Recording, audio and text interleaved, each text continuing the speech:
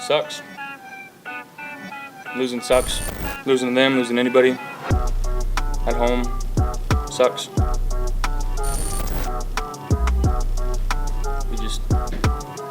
Losing sucks. I don't know what else to say.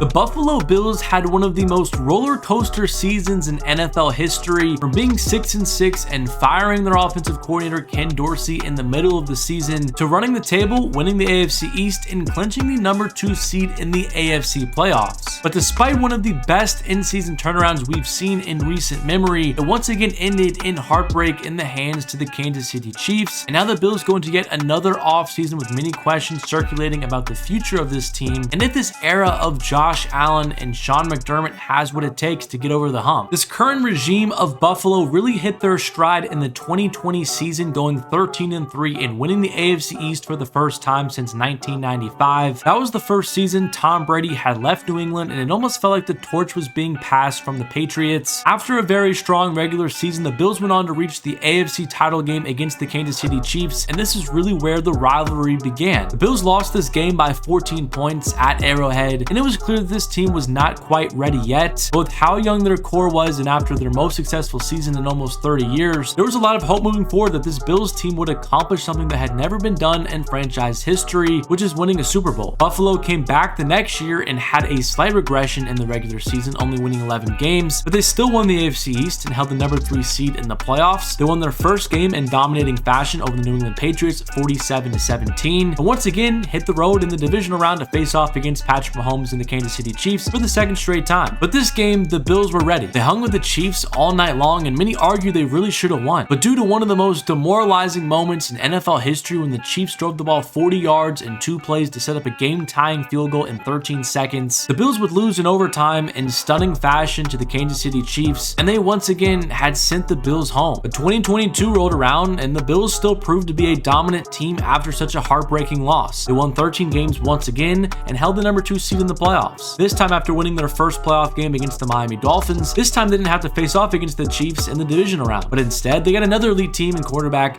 Joe Burrow and the Cincinnati Bengals. But unlike the 2 previous years, the Bills would be at home for this game, but things would not go as every Bills fan expected it to. The Bengals dominated this game really from start to finish, won it 27-10, and this was the moment when people really began asking if the Bills still had a chance to make it out of the AFC. And now after that brief history lesson, we have arrived to the 2023 season, and the media was a little bit lower on Buffalo in this offseason, and it was mainly because of some of the additions the other teams in the division made. The Miami Dolphins looked like a formidable opponent, getting Jalen Ramsey in the offseason. The New York Jets added Aaron Rodgers. They were also seen as a scary team, and for the first time in 3 seasons, there was a real debate on who would take home the AFC's crown. And early on in the season, the media pundits that were worried of Buffalo looked right. The team looked out of sorts, dysfunctional, or even broken. They lost to the 3-win New England Patriots, who looked like one of the worst teams in the league throughout the year, the Denver Broncos in Buffalo. But the main issue was Josh Allen was turning the ball over at a ridiculous rate. The offense was not playing up to their talent level, and it looked like their season was headed for a disaster. But that's when head coach Sean McDermott made a judgment call, which ultimately saved their season. He fired his offensive coordinator Ken Dorsey and replaced him with quarterbacks coach Joe Brady. He felt like he needed someone to get the offense back on track, settle Josh Allen down and give him a little bit more help, rely on the running game and using their former second-round pick James Cook. And that's basically exactly what we saw from the Bills offense the rest of the season. They began to run the ball a lot more, make easier throws for Josh Allen so he could be a little bit more efficient and not have to make a hero ball play game in and game out. And that devastating loss to the Broncos earlier in the season on Monday Night Football really turned out to be their wake-up call. And from that point forward, with a new offensive coordinator, we saw the Bills team that we were accustomed to seeing. They ended the season with wins against the Chiefs, the Cowboys, and Dolphins, 3 playoff teams, which ultimately propelled them into the playoffs with a lot of steam to do something special. In the opening weekend of the playoffs, they faced off against the Pittsburgh Steelers, and the Bills looked fairly good. They defeated Pittsburgh by 2 touchdowns and advanced to the divisional round for the 4th straight season. And who was their matchup with?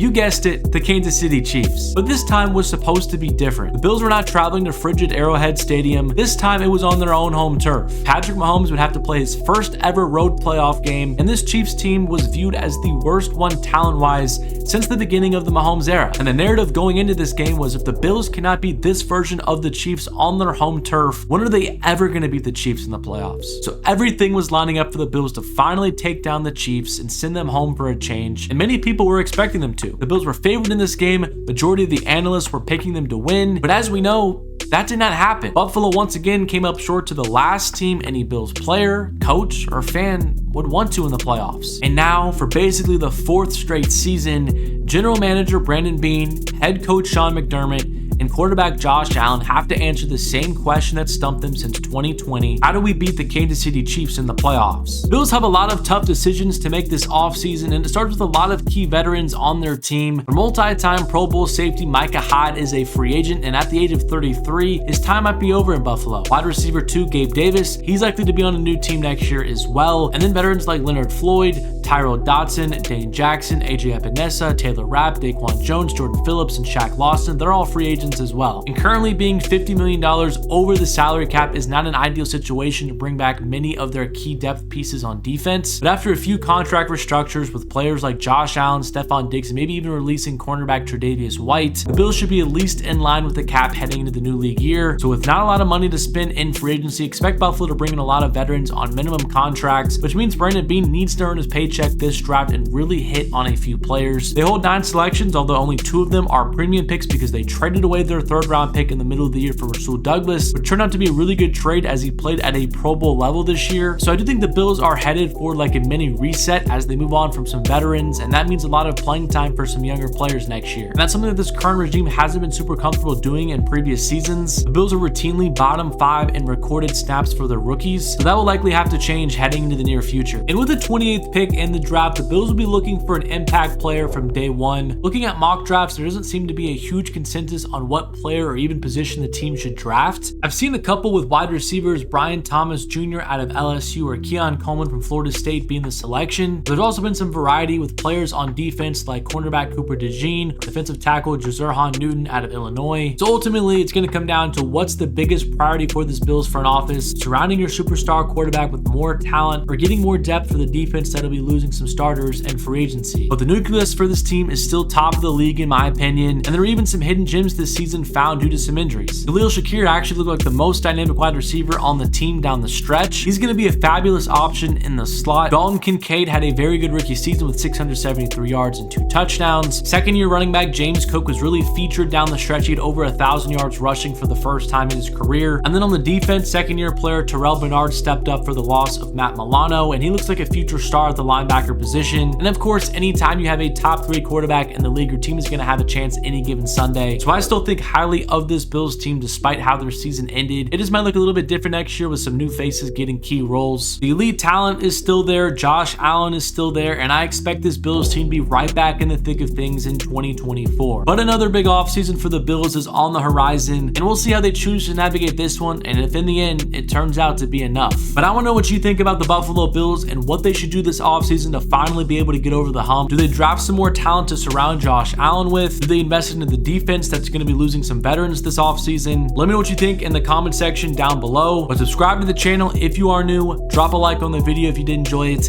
And as always, thank you so much for watching, and I'll catch you guys in my next one.